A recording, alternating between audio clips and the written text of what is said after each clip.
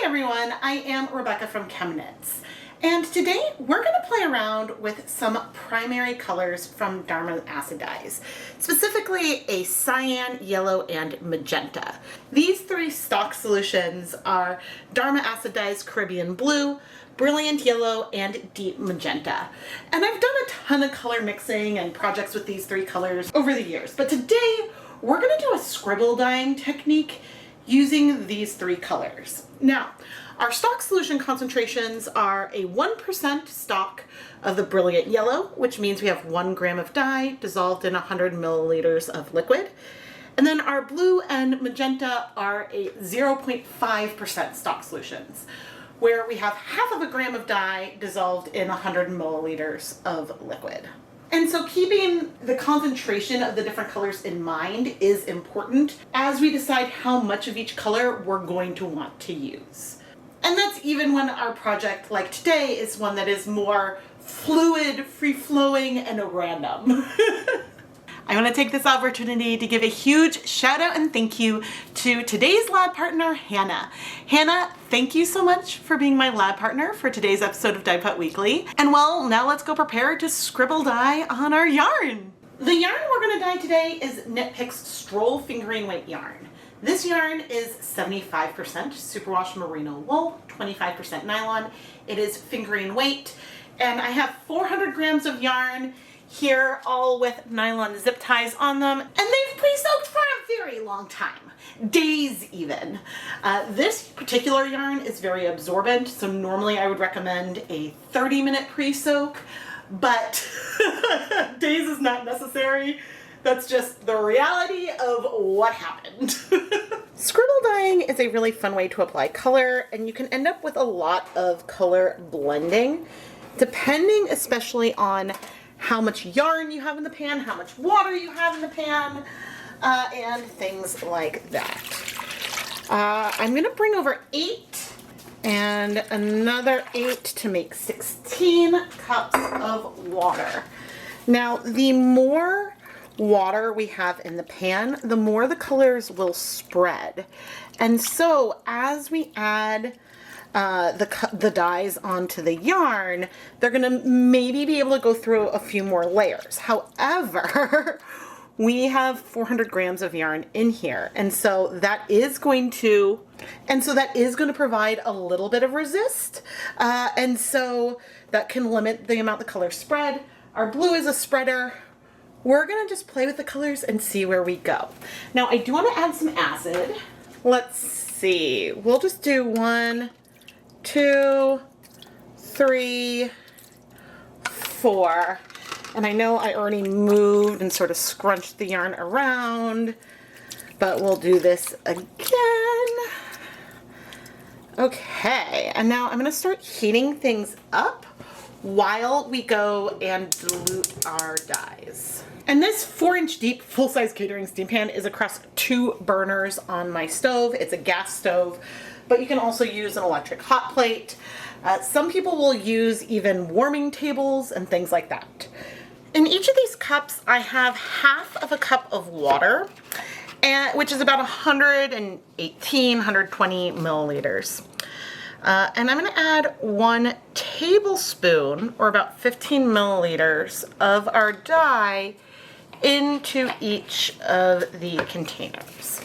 Now, I know that this means we're going to have twice as much yellow as the other colors, because that stock solution is twice as concentrated, but I don't think that is going to be a huge issue overall. I think that it'll help make that yellow stand out a little bit more. I don't have another tablespoon measuring spoon here. All the tools and equipment I use are dedicated for dyeing yarn and are never used for the preparation of food. So I'm gonna do, whoop, see a little yellow moved into the other one. It is fine. 3 teaspoons.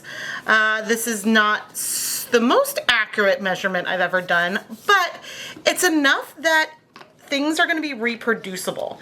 If I decide I want more dye at the same strength, I can go ahead and do that. Now, I don't think that's going to be something I want, but it is a possibility because I measured and know about how much of each color we have. Now, to scribble dye, I'm gonna want some kind of squeeze bottle. And so I'm gonna be using these tulip tie-dye bottles that came with a kit. They are great for this, and oh my gosh, all of this is gonna fit perfectly. So wait, let's see, that means that oh yeah, it is about 135 milliliters in these bottles. I measured that once. Well, that is completely lucky because I did not plan it this way. I thought that there would be extra in the, as I pour over. This is why my work surface is protected.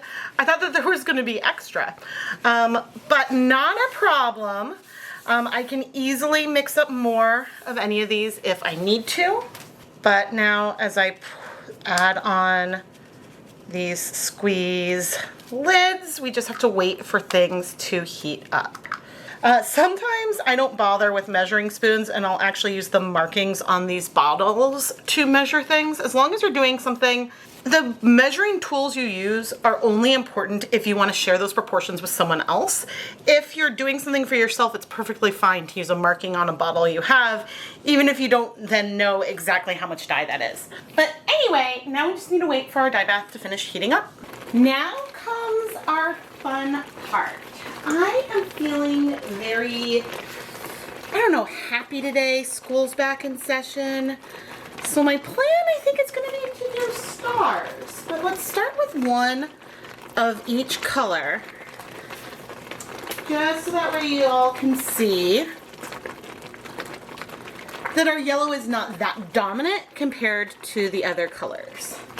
Now, the reason why I like doing random shapes like stars instead of just lines is that it means that, and you know, we can add some lines through as well, but it means that I am not pausing in the same place. If I'm doing lines, I find that I pause the most at the edges of the pan, and doing something like this gives me even more randomness. And you can see that we can layer things on top of one another, like so.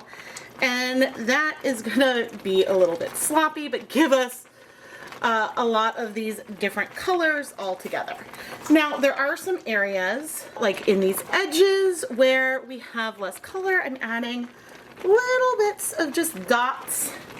And we're gonna wanna wait, I think, before we move things around, because we're gonna need to flip things a few times, just because we wanna get coverage on the yarn. It's okay for there to be some white behind, it's okay for there to be spread and pastel left behind, but we're gonna want to let everything average a little bit more. So let's go ahead and wait 5 minutes and then we'll come back. I love how much green we're getting in here. But now if I pick this up, you can see we have a beautiful blank canvas on the other side. Yes, there is some color spread, but there is a lot of blank real estate in here as well. I'm gonna pick these two up together and try to make sure that they are all next to each other and expose as much of the blank areas as possible. But you can see how we have a lot of a blank canvas here. And now we can carry on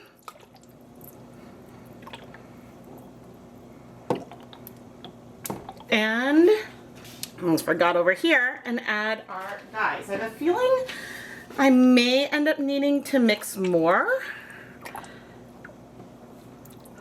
but that really does depend on how the coverage goes. Now, one other thing that I could do is the next time I flip, I can remove the yarn entirely, and maybe I'll rotate the skeins around a little bit, so that way the ones on the edge are not always on the edge and the ones in the middle are not always on the middle. But I'm gonna wait 5 minutes and then we'll carry on. With this next flip, I decided to do exactly what I mentioned. I removed all of the yarn from the pan and then added it back in, turning the skeins and rotating it to expose as much of the white as possible when I put them back in. And I don't know for sure if the skeins on the edges are on the edges this time or in the middle. I'm really more randomly putting them back in. With the first 2 layers of dye I added, I had used less than half of the total amount of dye that I mixed. So I know that if I'm going to do more than 2 more flips, then I'll probably need to measure out more dye. By the time I hit the 5th and final flip, I still had dye left, because each time I add color, I'm adding a little bit less because there's already color present, so I don't feel the need to add quite as much. And with that last layer, I didn't bother with stars. I sort of added color to the areas that I felt like needed it the most. At this point, I am going to let the yarn heat for 30 minutes to set all the colors, and then we will be back. 30 minutes later, and looking at this, the color I feel the most is the blue. Of course, Caribbean blue is a color that spreads. It is a color that spreads and bleeds, and so it's no surprise that it has covered as much of the yarn as it has. In contrast to the Caribbean blue, Deep Magenta strikes really, really quickly, and so that's why the pink is sharper, which is not to say that we don't have sharp sections of the blue. You can see more concentrated, distinct blue areas on here. It's just there is like a light blue halo sort of across the background. But it's fun. It gives me, it's giving me like funfetti vibes almost. But anyway, I'm going to set the yarn aside to cool completely, and then we can wash it.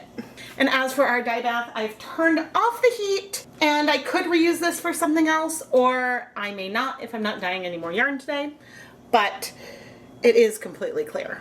We do have a little bit of dye leftovers. I'm actually going to, I guess, dispose of these. And by disposing of them, I mean they are going to go into a mega leave no dye behind container where I've been saving leftover dyes from multiple projects. Now, the dyes I'm adding are diluted from the strength they were, as are, I guess, pretty much everything else in this container. So I'm not disposing of that directly, but now you know kind of what happens with the leftovers and approximately how much of each color we had left over. The yarn is almost completely cool, but I will admit I'm impatient today. Now, if the yarn was non-superwash, then I would say definitely let it cool completely before transitioning into cold water, so that way you avoid any felting.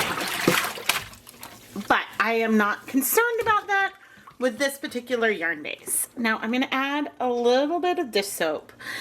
For filming, I like to use clear dish soap rather than blue, because if we see any color in the water, I want to know that it is from our yarn.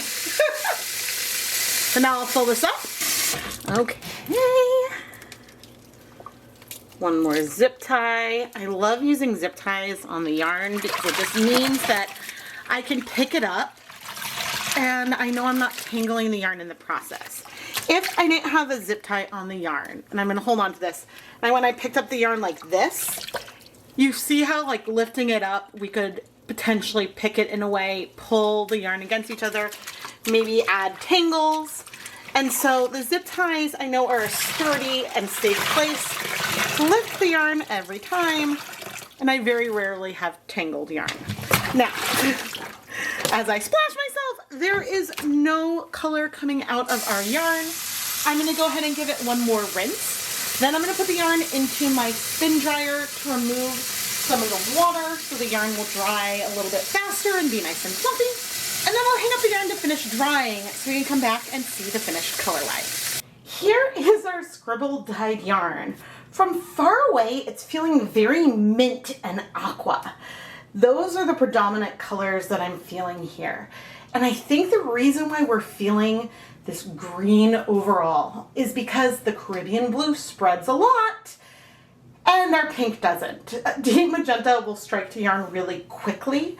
And so I think it's a good candidate for glazing in some cases. And because of that, I think that's why we don't feel as much like purple or anything in here. We do have a few areas on some of the skeins, more than others. Does this one have any? Yeah, there's some areas where the color definitely feels more white, but I would call a lot of the area like a pastel. And sometimes I say that when it's like a light color, but there's color there and not just mostly white. Over here, I see a larger section where we have very little of the pops of color. This yarn was likely on the inside of the skein every time we flipped it, and it's really not that big a deal. I have found that with Stroll, when you go ahead and knit with it, the yarn is sort of wound in a way that travels back and forth a little bit like this. And so it'll go back and forth between some of the yarn that has more pigment and some that doesn't. And it should feel fairly well blended overall, at least in my experience. Hannah, thank you so much for being my lab partner for today's episode of Dyepot Weekly. I really hope you're gonna love your yarn and that you've enjoyed the video.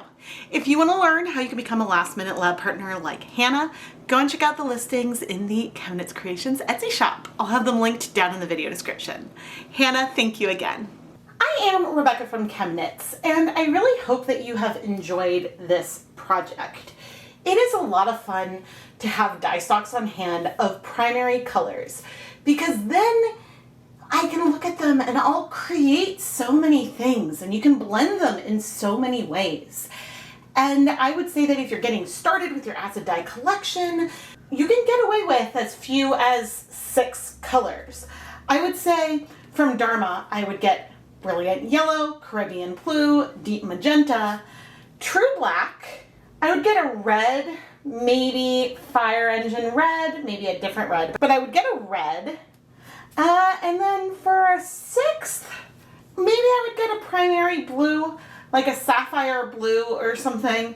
You can mix that shade of blue with Deep Magenta and Caribbean Blue, but I might just get a primary blue. And then after that, the colors I would probably reach for would be like a brown, probably pecan brown, maybe dark navy, and maybe silver gray, because having a premixed pastel can make your life easier sometimes. So I know I went beyond 6. I went to 9 colors. But when there's, 70, 80 colors in the Dharma Acid Dyes line, a lot of them are very, very fun, and I love a lot of them, but you can create a lot just with primaries.